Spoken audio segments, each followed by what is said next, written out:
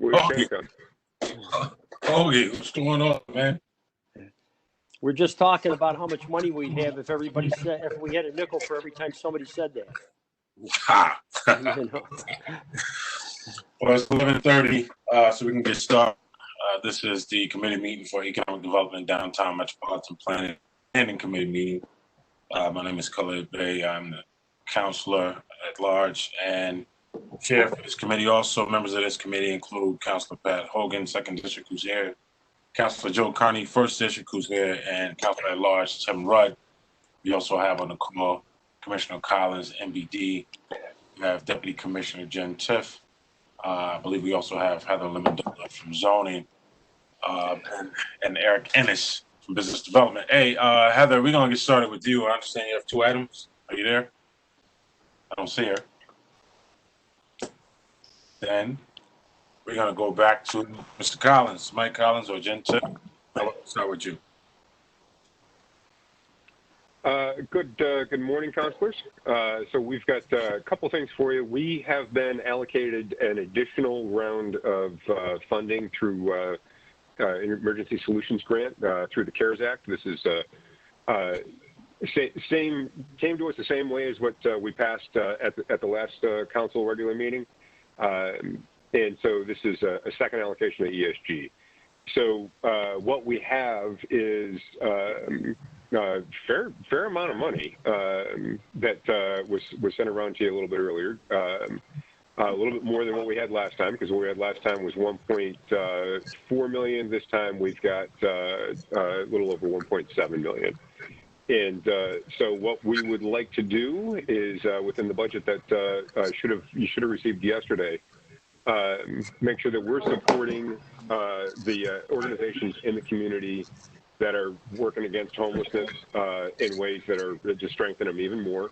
And that includes investing another $740,000 in direct financial assistance for rent, which would again be administered through county DSS in exactly the same way we talked about before. So what we've got before the committee is the ESG allocation and another intermunicipal agreement. All right. I don't know if any of my colleagues had time to review the budget that was sent today. Now, when did you guys complete this budget? Just curious. A little before I shared it with you last week. Okay.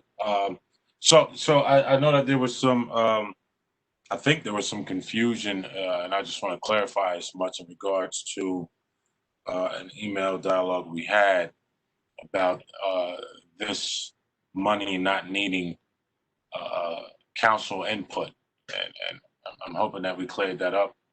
Am I correct? Or? Yeah. So, Councilor, what I was referring to was the HUD guidelines, and as you and I discussed and Deputy Mayor discussed, that's we have our own local process on it. Yes, sir. Okay. So, any of my colleagues have any questions on the budget as presented? Anybody? When was the amended budget sent by who? By Evan yesterday evening, I believe. I will pull it up for you right now, Councilor. Yeah, Councilor, that was the point of my question too. This kind of puts us in a similar predicament that we tried to get away from when we get things the day before and we're expected to make a decision the following day without allowing councilors adequate time to digest. Now, obviously, we could say that we would give it consideration until next week, but we don't have another committee meeting before study session. Councilor, I don't know if you had any concern or did you not get a chance to look at it? Well, the email from Evan that says economic development, it has 2 attachments. The one is about the Clarion Associates, and the other is like a PDF of a spreadsheet that just lists the 3 items. So I don't see the budget. That's my point, I guess. So the budget is within that, and my apologies when I shared it, Councilor Bay, with you last week. If that's something that going forward I should actually do with the whole committee, I can do that. I see it now. Sorry. You have it, Councilor Rudd? No, 1.749. Yeah. because it was shared with everybody. But go ahead. Is there, did you have any further questions, Councilor Wright? Fine. Councilor Kearney or Hogan? So you were saying most of the increase from the last allocation you're putting toward the rent payments. Is that what, am I right saying that? So the rent payment is the largest allocation that we've got in here, correct? We also have in here the ability to expand our street outreach. So the Homeless Intervention Services team right now is staffed to be able to work business hours. We'll be able to give them the capacity to do evenings and weekends, since homelessness is not a business hour problem for those that are experiencing it. And we've also got some additional support to case management services in here as well, and just making sure that you know, what we were able to attack with the first ESG budget, we're able to turn around and attack with the second one, the stuff that was not as fully supported the first time around. And Michael, as with all these things, you'll be the main contact, or one of your people will be the main contact in case one of our constituents wants to avail us of these services. I will be, and I will often refer to Sue McMahon, who's our true expert on all this stuff and has all of those. But Counselor, yeah, you are, and everyone on here is always free to give me a call. Okay. Commissioner, is there some way that at some point we can get an idea of who received assistance when it's all, you know, maybe, I don't know if there's some kind of board, I understand, you know, we know that we're not giving people money to pay rent, but ultimately paying the landlords on behalf of people who may not have been able to pay rent. But is there a way for us to know? Is it to know which landlords are receiving the rent? Is that what we're looking at? Yeah, we need Go ahead. Yeah, that's a great question, and I fully suspect that would be straightforward to get, since DSS knows who they will cut the check to. I'll touch base with them and just see what the mechanism would be to do that. Yeah, I just think it's very necessary for us to know that. If for no other reason, I think it'd be of interest to see how many of those landlords are, you know, neighborly landlords, as opposed to irresponsible ones. Agreed. So if we can, I would appreciate that at some point. Yeah, we're. Go ahead. Sorry. So one of the things that we need to work out with DSS, they already, as we talk with them very constantly with codes, they are already they'll withhold rent for apartments that have unfit through the regular public assistance payment.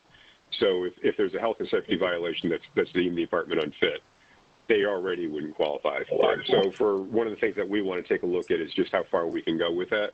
And that's a conversation that actually this is driving, but we're having much beyond that with tenants' rights issues. Yeah, I can understand that. We would like to list, nevertheless, I mean, you know, with all due respect to DSS, I've seen some places where they paid money and the landlords did not improve them. In fact, those are a lot of the calls we get, Commissioner, you know, from tenants who can't find satisfaction with landlords. So if we can get our own idea of it, we don't want to be dependent on the county for that information necessarily. But if we can get our own, we need to trust our codes. We would be. My apologies. You're right. It is an imperfect system. We will be dependent on them to provide the information because they'll be the ones cutting the check. But then we can take it and do with it as we see best, without a doubt. Yeah, no. We want to, you know, if we have to acquire a list from them on who received money, that's one thing. But codes we have our own list of non-compliant landlords in our codes department. So that's a comparison I think I certainly would be interested in making. Good point. We are as well. You're on the perfect track to be driving down. Absolutely. Appreciate it. Any further questions on this item? Just on the budget, when you present this to the full council, it currently shows the current allocation, but it doesn't show the previous allocation that we approved, though roughly 1.4 million.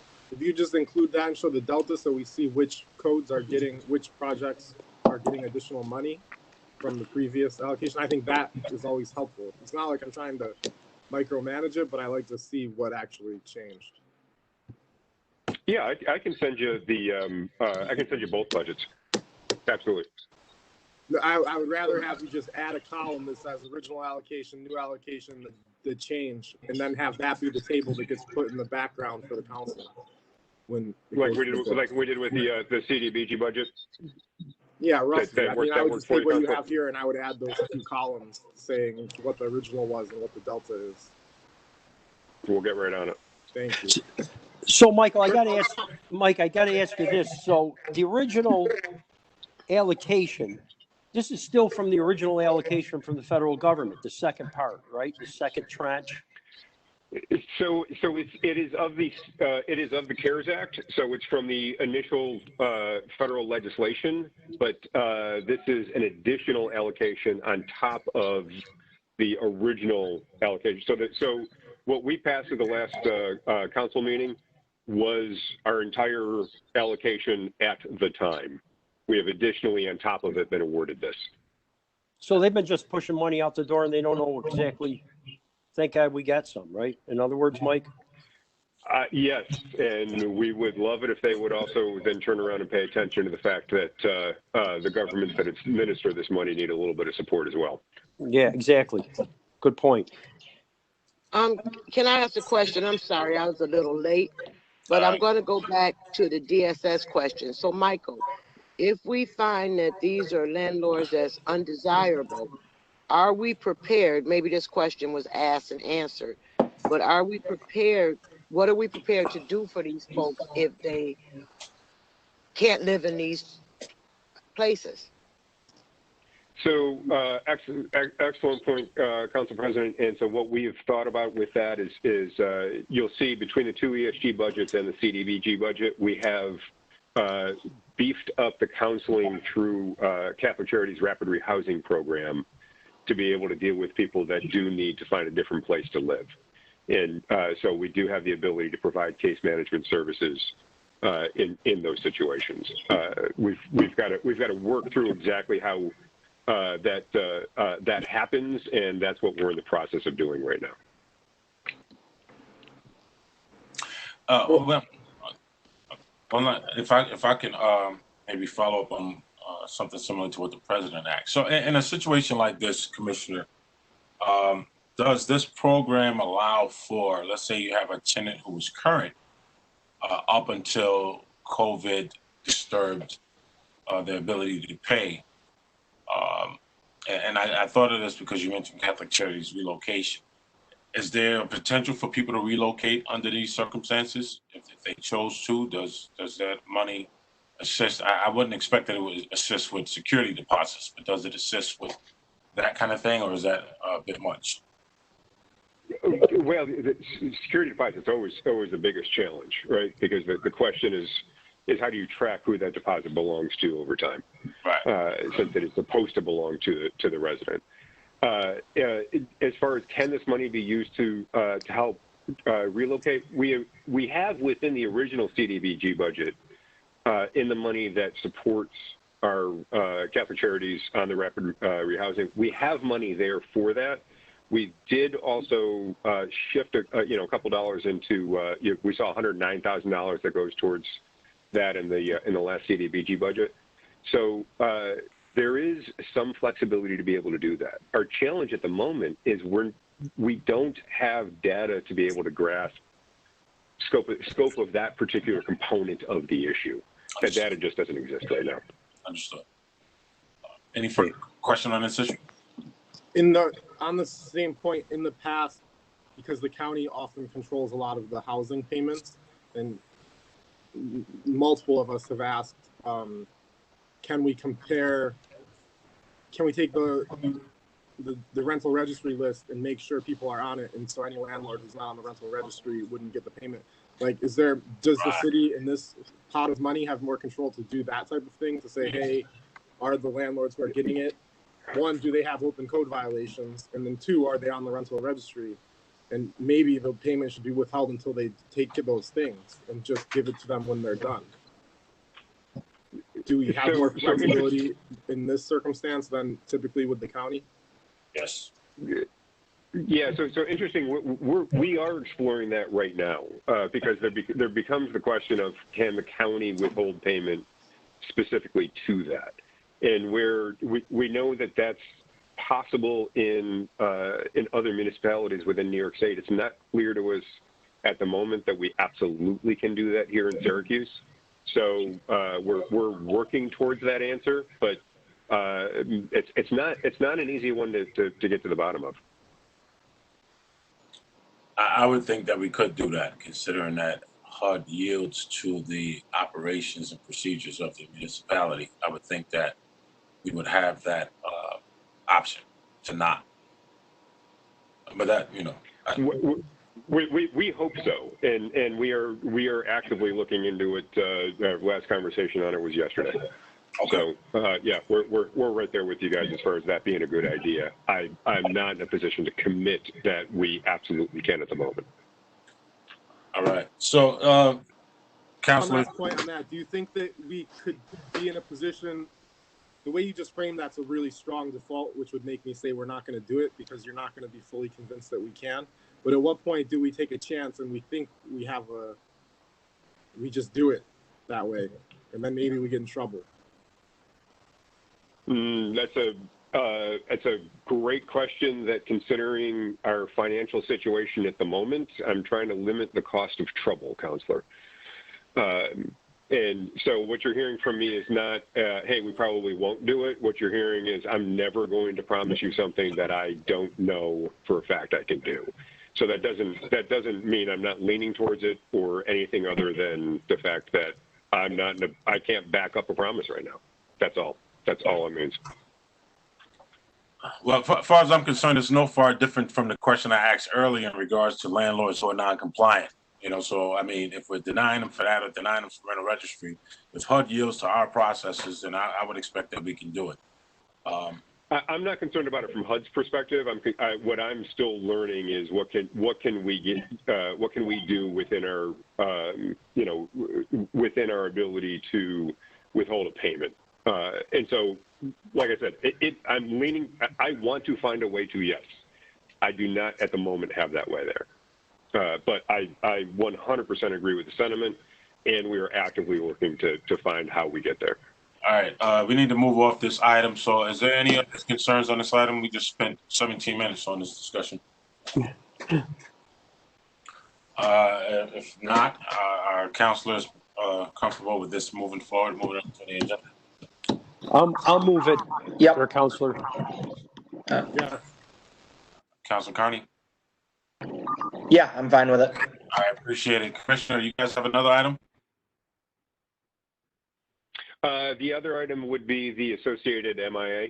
So the intermunicipal agreement, simply to be able to contract with DSS, and the only difference between the ones we passed last time and this is that it's specific to the dollar amount for this contract. Yeah, so I'm fine with that. Colleagues? Okay. All right. I can see Carney saying yes, but I just can't hear him. All right, so that we're good with that one as well. And so if that's it for MBD, correct me if I'm wrong, I'll move on to zoning. I believe that we do. That's it for items. There was an update on SDC that Deputy Commissioner would like to give at some point. Okay, all right, we'll get back to that. Heather, are you there, or somebody from zoning here? Counselor, this is Owen Kearney. Can you hear me? Yes, sir.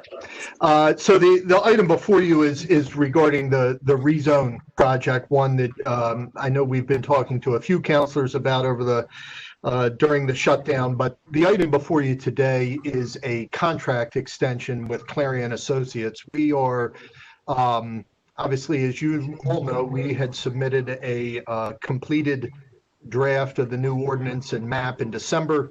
Started the New York State environmental quality review process with all of you essentially in January and February. We've been on pause essentially for the last few months, March, April, and May. One of the items that came out of those secret discussions was some housing policy issues. We've been working on them. We intend to restart the process with all of you in the coming weeks. And one thing we need to do is get Clarion, our consultant, who has a relatively modest amount of budget left, but still has some budget left, that we want them to assist to get this across the finish line. And again, the item before you today is simply a contract extension with them into next year. I'm good with that. Any of my colleagues, any questions or concerns? So no increase, just extension. That is exactly correct. No, other than the date, no changes to the contract. For all my my cousins that want chickens, what's the timeline? The timeline is, I am optimistic that we can get this back, get the process started with you counselors in the coming weeks, probably August at this point. We are about a third to maybe halfway through the seeker process. And I think that, quite candidly, the big question is, how do we, in this final push to get it across the finish line with all of you, how do we engage the public? How do we actively include the public in not only those seeker discussions, but the adoption process? We're working on that. But I think it's possible to get this done by the end of the year with your support, Counselor. I don't know how I feel about those chickens. And the questions, pigs either. But no pigs. The chickens are included, Counselor Beck. Jeez, we got to talk about those chickens, man. All right. So any other questions? Yeah, just the date is February of 2021. Do we expect? I mean, I know the hope is that we can get this accomplished by the end of the year. Do you expect that we need it that long, or is that just a little bit of a safety buffer to allow, so if it takes longer that we don't need to come back for a third or fourth extension? Right. Counselor, that's a real good question. It is a safety buffer. I had, in my original legislation request, I had December 31st. I thought, considering everything, I'd rather give myself another 8 weeks, just so I don't have to come back. But I'm optimistic we can get it done this year, and you'll be hearing from us shortly about how we do that. Okay, great. I look forward to talking to you in the near future then. We're gonna have to talk. I'm serious about them chickens. We're gonna have to talk about that, man. We can't include chickens if only 2 people ask for it. But we can get back to that. Is there another thing that zoning has? So many people want chickens, man. I don't think they reach out to you. All the chicken people reach out to me. There's a lot of people that want chickens. If those chickens come with muzzles, I may not have a problem. I believe zoning has another item. Yes, no? I saw Counselor Bay, there are 2 special permits, so there should be somebody from zoning. Yeah, because I saw the email that Heather sent to Evan.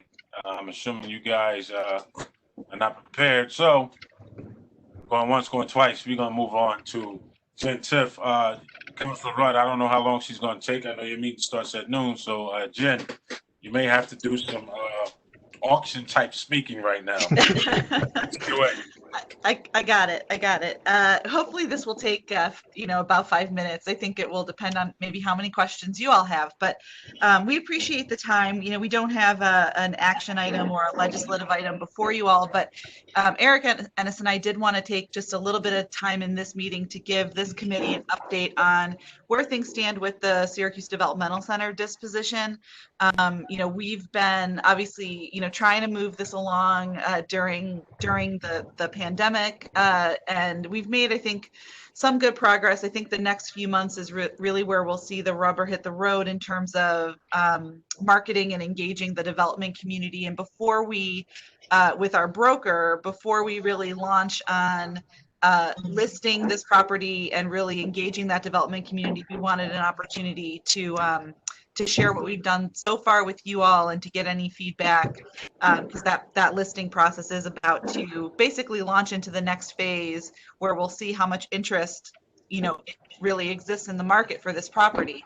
So I think we're all anxious and excited about that. I sent an update earlier this morning, which is just a executive level summary, quick 2 pages, and in part focused on some of the things we've done over the last few months. But then the second page is really focused on the process that we'll use hopefully for the next 4 to 6 months to get the property sold. So if folks have that email from me and you can pull up the 2-pager, that's great. Otherwise, I could try to share it via WebEx on the screen. But essentially, we've been focused on 3 things. One is on actual maintenance and security of the property, since we, are owners of that property now. The second is on some community engagement and feedback. And then the third is really working with our broker to get a marketing plan in place for the property.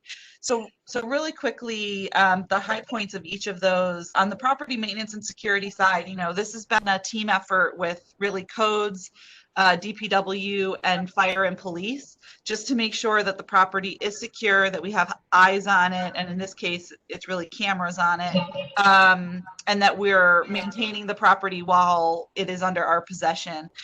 We did have some issues early on with pretty significant debris removal and cleanup and some illegal dumping happening.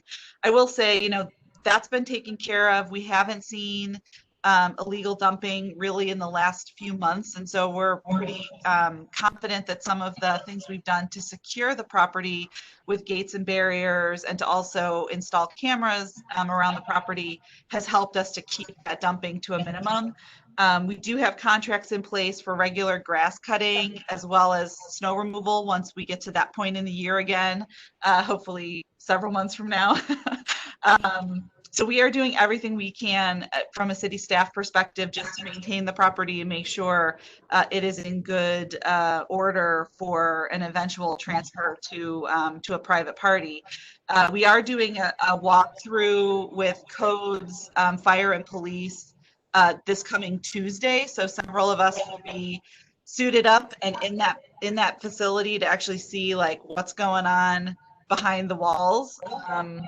Which hopefully there will be nothing of major concern. But we haven't actually sent any humans in that building for obvious safety reasons in the last several months. And so that will happen this coming week.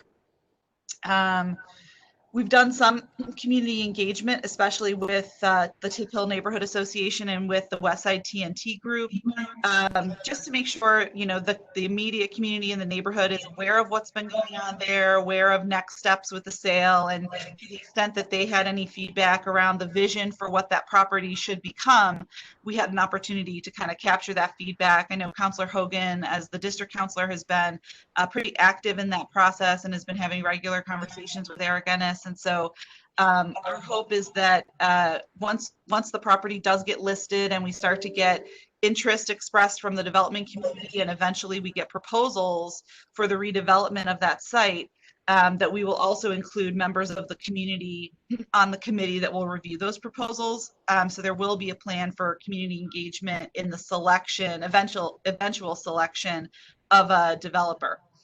And then finally, I wanted to spend a couple of minutes on the brokerage process and the approach that we're using to sell the property.